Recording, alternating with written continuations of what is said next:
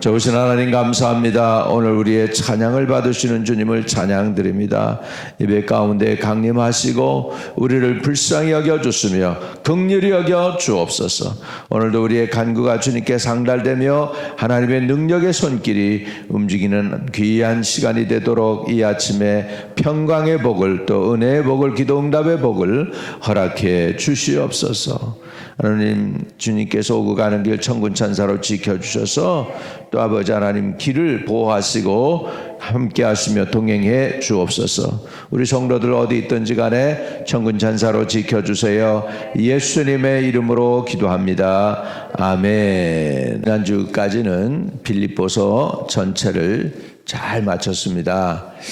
오늘은 이제 골로새서를 우리가 시작을 하게 되겠습니다. 골로새서, 바울의 옥중 서신이 에베소서, 빌립보서, 골로새서, 그 다음에 빌레몬서 이렇게 됩니다. 그런데 오늘은 세 번째 옥중 서신 중에서 골로새서를 보게 되겠습니다.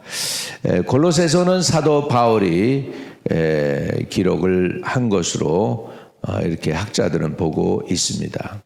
그리고 골로새서를 기록한 이유는 이단들이 골로새 교회에 또 자기의 모습을 드러내고 있어요. 복음을 전한 사람들이 교회를 세럽해 놓으니까 이단들이 들어와 가지고 딴짓을 하게 되기 때문에 사도 바울이 거기에 대해서 경고하는 그런 편지를 쓰게 된 것이지요.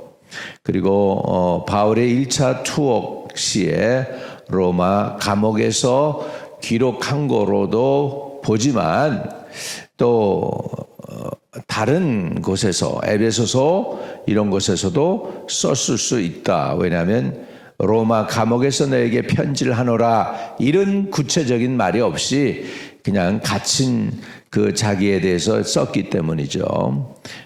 그래서 이 골로새서는 그러나 사도 바울이 한 번도 성경에 갔다라고 하는 기록은 남아있지 않습니다. 사도행전을 봐도 그렇고 다른 성경을 봐도 사도 바울이 골로새서를 가서 개척을 했다는 그런 건 없는데 그럴 수도 있지요.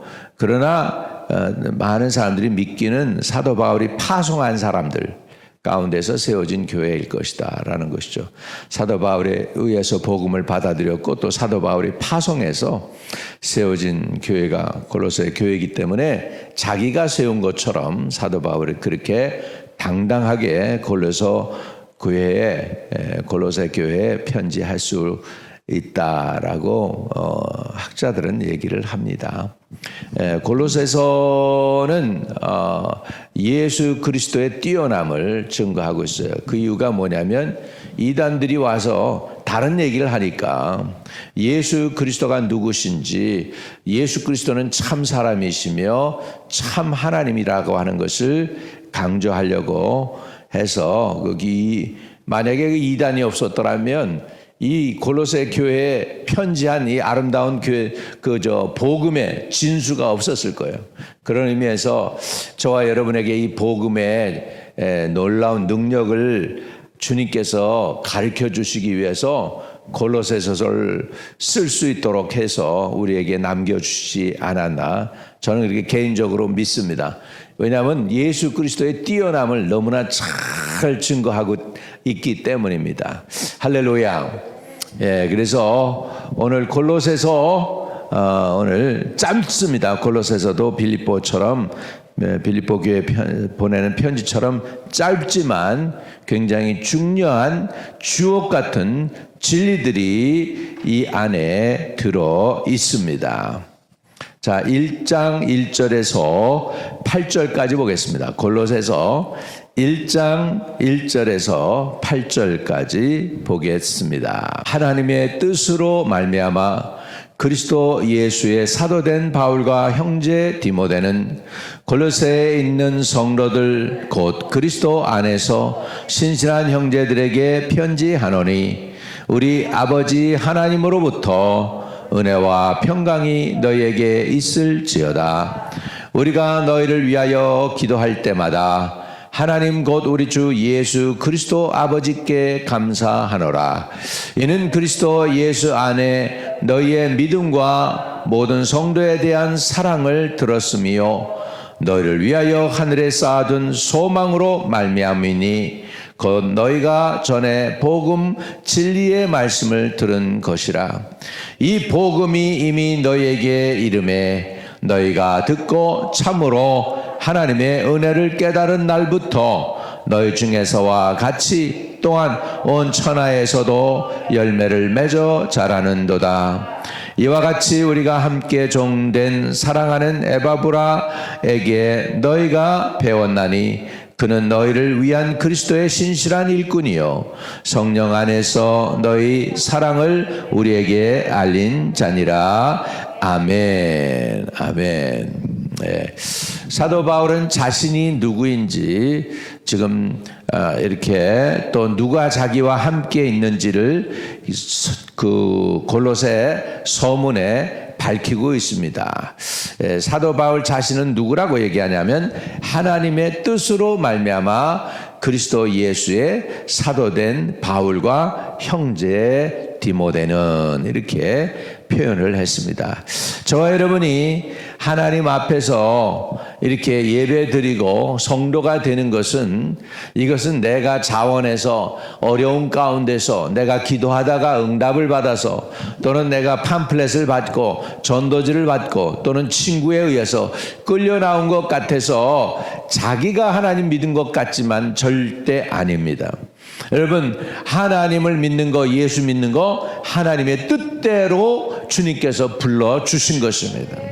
그리고 교회 직분 받은 거 집사님이니 권사님이니 안수 집사님이니 이것들이 다 무엇이냐 이게 내가 된 것 같지 된 것 같지만 사실은 하나님의 뜻으로 말미암아 된 것입니다. 그래서 사도 바울은 하나님의 뜻으로 말미암아 그리스도 예수의 사도된 바울 이렇게 표현하고 있습니다. 저와 여러분이 하나님의 뜻으로 말미암아 하나님이 불러주신 거 믿으시기를 주의 이름으로 축복합니다. 예, 그래서 사도 바울은 자기가 어떻게 무엇 때문에 살고 어디로 가야 되는지 분명했습니다. 하나님이 자기를 불렀다는 걸 분명했습니다. 이렇게 자기의 신분, 자기 아이덴티티, 자기의 정체감이 분명하면 분명할수록 이런 분들은 삶이 좀 이렇게 업앤다운이 드뭅니다. 네, 환경은 업앤다운이 심할 수도 있지만 그런 사람들의 삶은 정말 든든한 것이죠. 왜? 지금 자기가 믿는 것이 어디 있는지 분명히 알기 때문입니다. 여러분 그 복음이라는 것이 우리 영혼의 닷과 같다. 여러분 닷이 뭡니까? 앵커죠, 앵커. 그래서 배들이 막 이렇게 바람에 의해서 끌려갈 수도 있고 그런데 그 닷을 탁 내리고 나면 그러면은 흔들리지 않고 움직이지 않고 자기 자리를 그리고 자기 페이스를 유지할 수 있는 것처럼 자기가 누군지 안다고 하는 것은 그 하나님께 우리의 닷을 내려놓은 것과 같아요. 복음의 닷을 내려놓은 것과 같아요.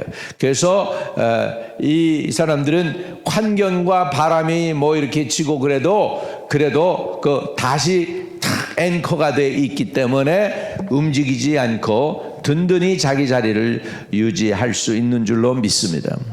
그래서 자기가 누군지 알고 어디로 가는지 알고 있는 사람은 복된 인생입니다. 많은 사람들이 자기가 어디서 와서 무엇 때문에 살며 어디로 가는지 알지 못할 때가 많습니다.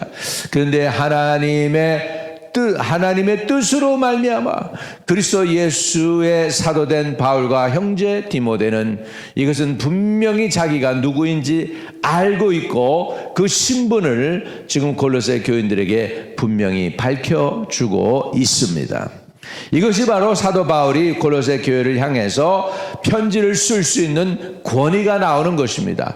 내가 자신이 스스로 선택한 것이 아니고 하나님이 그를 택해 주셨다는 것입니다. 그래서 하나님의 뜻으로 말미암아 그리스도 예수의 사도된 바울과 형제 디모데는 얼마나 분명한 복음인지 모르겠어요. 자신이 누구인지 분명히 밝히고 있습니다. 서양 사람들은 참 잘 모를 때가 많습니다. 프로이드가 여러분 심리학의 아버지라고 그러잖아요. 심리학의 아버지라고 하는데 재미있는 얘기가 있어요. 프로이드에 관해서 얘기인데, 프로이드가 이제 사람 심리를 그렇게 이제 해가지고서 모든 심리학자들이 그를 통해서 이제 연구를 하고, 프로이드가 맞다, 뭐 틀렸다, 뭐 발전시켜야 된다, 뭐 별의별 다 얘기하는데, 결국은 심리학을 공부하면 성경이 아니고 프로이드 부딪히는 거예요. 그런데요, 프로이드가 이렇게 썼어요. 사람은 조금 사람의 마음을 알 것 같은데 여성들의 마음은 도대체 모르겠다.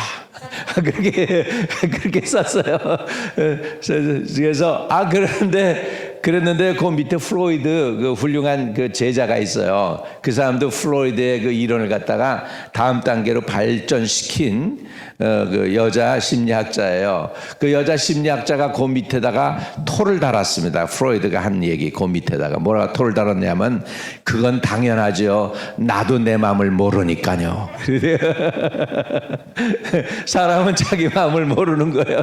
그러니까는 프로이드가 그렇게 사람을 연구했지만 모르겠다고 그랬는데, 그 여자 제자가 그랬어요. 나도 내 마음을 모르는데 당신이 내 마음을 어떻게 알아요? 그렇게 얘기한 거예요. 그러니까 우리는 잘 모릅니다. 나도 내 마음 모를 때가 있어요. 근데 여러분, 이게 우리 인간의 마음이지만 우리가 분명히 알아야 될 거는, 우리가 누구에게서부터 복음을 받았는지는 분명히 알아야 될 줄로 믿습니다. 아멘. 우리는 복음을 예수 그리스도에게로부터 받고, 예수 그리스도가 저와 여러분을 선택해 주셨습니다. 할렐루야. 이것이 분명하면 좌로나 우리나 치우치지 않고 복음에 견고히 설 수 있습니다. 그러니까 이렇게 자기가 왜 사역을 하고 있는지, 무엇 때문에 사역을 하고 있는지 분명했던 사도 바울이 빌립보 교회든지 에베소 교회든지 고로서 교회든지 분명하게 이렇게 자기의 신분을 밝히면서 복음을 전한 것이, 초대교회에서 막 흔들리고 예수님의 실질적으로 죽으셨다가 부활한 그런 실질적으로 그것을 체험한 사람들이 하나둘씩 세상을 떠나고 있는 그 상황 속에서 많은 이상한 예수에 대해서 알지도 못하는 것들이, 예수님은 진짜 죽지 않았다, 영으로 오신 분이시다, 뭐 이렇게 별의별 얘기들을 다 하고 있을 때 분명한 복음을 전해야 될 필요가 있었기 때문에, 그래서 사도 바울을 하나님이 이 땅에 보내주시고 확실한 복음을 저와 여러분에게 주시게 된 줄로 믿습니다. 2절에 골로새에 있는 성도들, 곧 그리스도 안에서 신실한 형제들에게 편지하노니, 우리 아버지 하나님으로부터 은혜와 평강이 너희에게 있을지어다. 아멘. 사도 바울이 쓰는 이 편지의 서신에 그 방법이 있어요. 그건 뭐냐면, 처음에 우리는 제일 밑에서 편지를 다 쓴 다음에, 우리 아시안 방법은 편지를 다 쓴 다음에 제일 밑에다가 누구누구 드림 그래가지고 우리 이름을 제일 마지막에 밝힙니다. 그렇죠? 우리 편지 쓸 때는 그래요. 근데 그때 당시 헬라 사람들이 쓰는 방식은 자기가 누군지를 밝히고 두 번째 수신자가 누군지를 밝힙니다. 그러니까 제일 위에서 보면 발신자가 누구며 수신자가 누구인지를 밝힙니다. 제가 이제 그 전도사로 교회에서 훈련을 탁 받을 때 보면은 서신에 저희가 있어요. 그래가지고 교회 내에서 이제 목사님들한테 편지할 때 다르고 이제 성도들한테 편지할 때 다 다른데, 그 공식 공문을 보낼 때는 이렇게 씁니다. 발신자, 그래서 발신 박마이클 전도사, 그리고서는 이제 수신, 뭐 그러면 이제 성도들에게 할 수도 있고 담임 목사님께 뭐 이렇게 해가지고서 이제 공문을 남길 때는 그렇게 합니다. 제 사무실 여기 있고 이제 담임 목사님 사무실 바로 옆이니까 그냥 뭐 이렇게 그냥 편안히 쓸 수도 있는데, 그런데 제가 우리 휴스턴 한인교회 담임 목사님한테 훈련 받을 때는 공문 서류는 제대로 써라. 그래가지고 발신자를 밝히고 수신자 밝히고 그다음에 내용, 그래가지고 그다음 내용을 탁 해가지고서 중고등부 수양에 몇 명 가게 되기 때문에 수락하여 주십시오 뭐 이렇게 해가지고 딱 해가지고 공문을 딱 하면 담임 목사님이 촥 사인해가지고 주면은 그거 가지고서 이제는 우리 교육부장하고 이제 의논을 하게 됩니다. 교육부에서 이렇게 해가지고서 얼마가 필요합니다. 이제 교회 정식으로 청구를 하는 거예요. 청구서를 딱 하면 교회에서 이제 수양에 가는데 2,000불 드리겠습니다. 1,000불 드리겠습니다. 해가지고서 정식으로 하잖아. 이렇게. 그랬는데 공식은 공문은 그렇습니다. 발신자 누구, 수신자 누구, 내용은 뭐고, 컨텐트 이렇게 해가지고서 정리를 해서 정확하게 이제 공문을 남겨놓습니다. 어떻게 보면 이 골로새 사도 바울의 편지가 공문 같기도 할 정도로 굉장히 이렇게 분명해요. 발신자가 분명히 있고, 나 사도 바울은, 또는 바울과 형제 디모데는, 그리고서는 골로새에 있는 형제들에게 편지하노니, 굉장히 구체적이었습니다. 그러면서 은혜와 평강이 너에게 있을지어다. 보통 헬라 사람들이 쓰는 편지에는 거기에 뭐가 있냐면 은혜라는 단어밖에는 없어요. 그래서 카리스, 이거는 항상 우리에는 평안하신지요 해가지고 우리가 편지 쓸 때처럼, 아버지 전상서 그리고 편지 쓸 때처럼, 그런 것처럼 은혜와 평강, 수신제가 만강하옵시며 뭐 이렇게 옛날 편지들 보면, 그런데 그런 게 아니고 이게 편지 쓸 때 아주 정식적으로 해서 너에게 은혜와 평강이 있을지어다 이렇게 했는데요. 이것은 사도이기 때문에 사도의 권위로 교회를 향해서 은혜와 평강이 너희에게 있을지어다. 이것은 높은 사람이 낮은 사람에게 할 때 하는 그런 편지 내용이기도 합니다.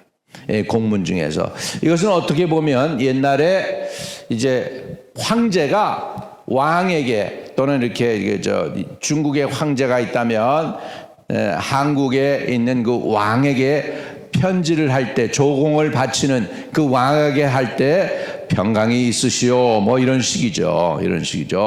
그런데 이 은혜와 평강을 빌고 있습니다. 저와 여러분, 그러나 사도 바울이 빌 때 저와 여러분이 이것을 진심으로 내게 주시는 말씀으로 받는다면 여러분의 인생에 정말 하나님이 주시는 은혜와 평강이 있게 될 줄로 믿습니다. 이것은 보통 인사지만은 그래도 하나님의 은혜 가운데서 주시는 그런 것을 지금 빌고 있습니다. 은혜, 카리스. 은혜는 받을 자격이 없는 사람이 받는 거, unmerited grace. 상장을 받을 때 거기에 뭐라고 쓰냐면 merit award라고 하죠. 그거는 수고의 대가로 주는 것이 상장이라면, 은혜는 그런 수고의 대가 없이 일반적으로 주는 사람이 베푸는 것이 은혜인 줄로 믿습니다. 그래서 100% 하나님께서 베풀어 주시는 게 은혜입니다.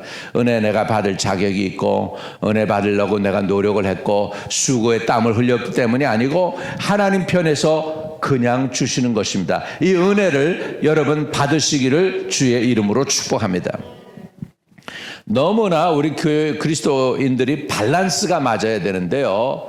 너무나 뭐라 그럴까, 우리가 죄책감을 살아요. 그래가지고 어느 장로님이 기도를 하는데, 하나님 아버지, 이 벌어지만도 못한 이 죄인이 오늘도 또 주님 앞에 나왔습니다. 용서해 주시고 불쌍히 여겨 주시고 그러는데요. 이 벌어지 같은 죄인, 그거는 우리가 하나님 앞에서 할 수 있는 이야기이기는 하죠. 당연히 우리가 그런 건 아는데, 그런데 대중 앞에서 이렇게 버러지 같은 죄인이라고 할 거는 우리가 아니죠. 그건 하나님 앞에 개인적으로 하고, 그리고 대표 기도할 때는 버러지가 아니고 우리가 용서받은 죄인이라고 하면 좋겠습니다. 용서받은 죄인. 따라합시다. 용서받은 죄인. 여러분, 우리 죄인이긴 죄인이지만 용서받았어. 은혜 받은 죄인. 할렐루야. 은혜 받은 죄인으로 고백하시고요. 또 여러분 마음에는 은혜 받았다는 얘기를 해야 돼요. 그건 뭐냐면, 비록 죄인이지만, 비록 세상에 살고, 비록 육체를 입었지만 하나님이 이미 불쌍히 여긴 사람, 주 예수 그리스도께서 나를 위하여 십자가 지셔서 그 엄청난 대가를 지불해 주신 인생이라는 걸 우리가 깨닫는 것이 굉장히 중요합니다. 그것을 깨달을 때 우리가 은혜 속으로 들어갑니다. 우리 은혜 안에 들어가는 저와 여러분 되시기를 주의 이름으로 축복합니다. 그래서 우리가 사단의 정죄도 있습니다. 분명히 있어요. 사단의 정죄도 있는데, 그럼에도 불구하고 우리가 염치불구하고 주님 앞에 나오는 이유는 하나님의 은혜 때문인 줄로 믿습니다. 하나님의 은혜에서 오늘 저와 여러분에게 하나님이 주시는 건 은혜입니다. 은혜가 있으니 죄인임에도 불구하고 두 손 들고 하나님께 찬양할 수 있는 거예요. 은혜가 있으니 죄인임에도 불구하고 주의 전에 나올 수가 있는 것이고, 은혜가 있으니 죄인임에도 불구하고 예수님을, 하나님을 나의 구세주라고 하고 나의 하나님 아버지라고 고백할 수가 있는 것입니다. 이게 다 은혜인 줄로 믿습니다.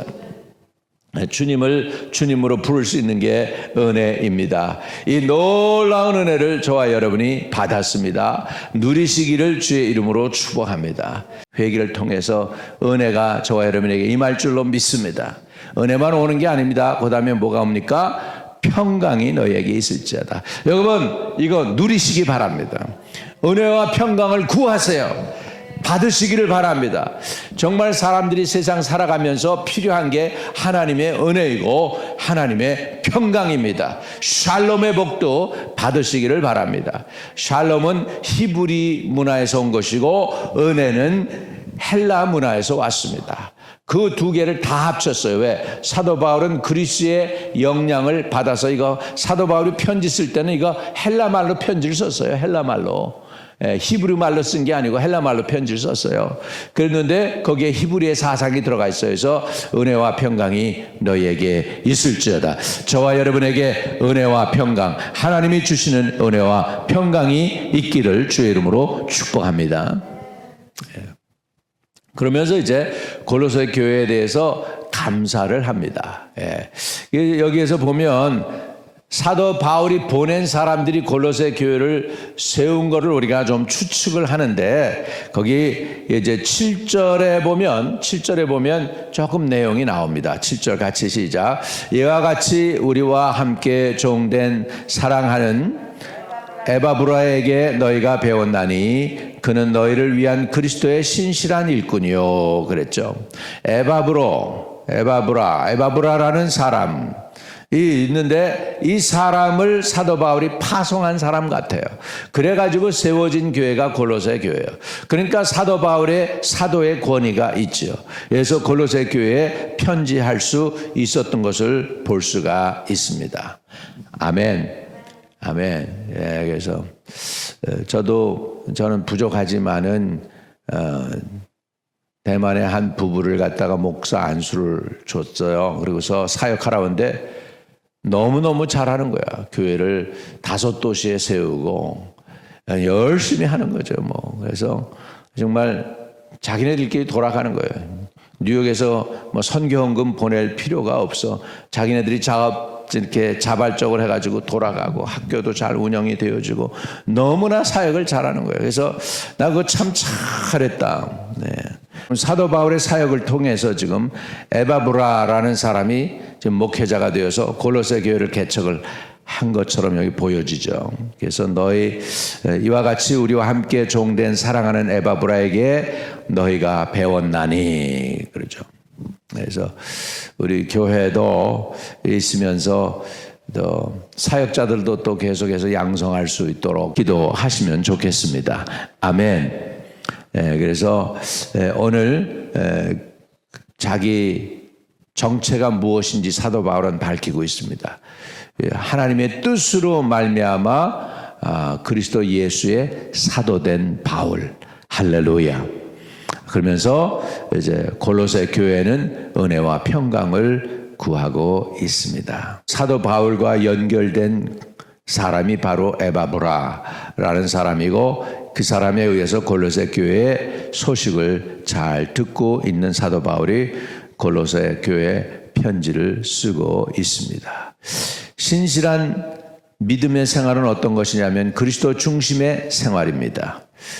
그리고 그리스도의 사랑을 실천하는 생활입니다. 4절에 보면 이는 그리스도 예수 안에 있는 너희 믿음과 모든 성도에 대한 사랑을 들었으며 그랬으니까.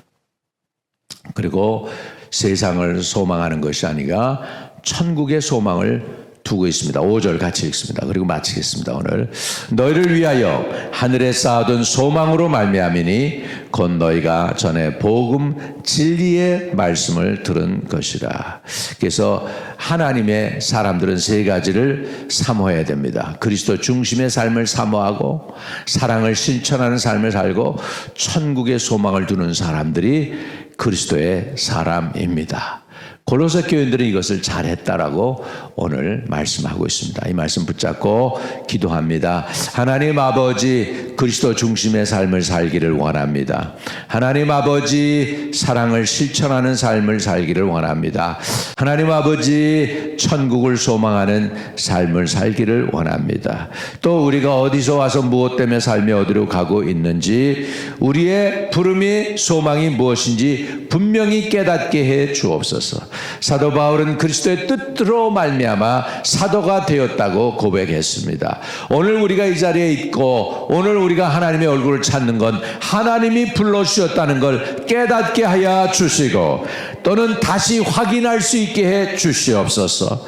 예수 그리스도 이름으로 기도합니다. 아멘. 하늘에 계신 우리 아버지여, 이름이 거룩히 여김을 받으시오며 나라에 임하옵시며 뜻이 하늘에서 이룬 것 같이 땅에서도 이루어지이다. 오늘날 우리에게 일용할 양식을 주옵시고 우리가 우리에게 죄 지은 자 사해 준 것 같이 우리의 죄를 사해 주옵시고 우리를 시험에 들게 하지 마옵시고 다만 악에서 구하옵소서. 대개 나라와 권세와 영광이 아버지께 영원히 있사옵나이다. 아멘. 아멘. 오늘도 형통한 하루, 기도응답 있는 하루로 사시기를 축복합니다. 오고 가는 길 천군 천사로 하나님이 지키시기를 축복합니다.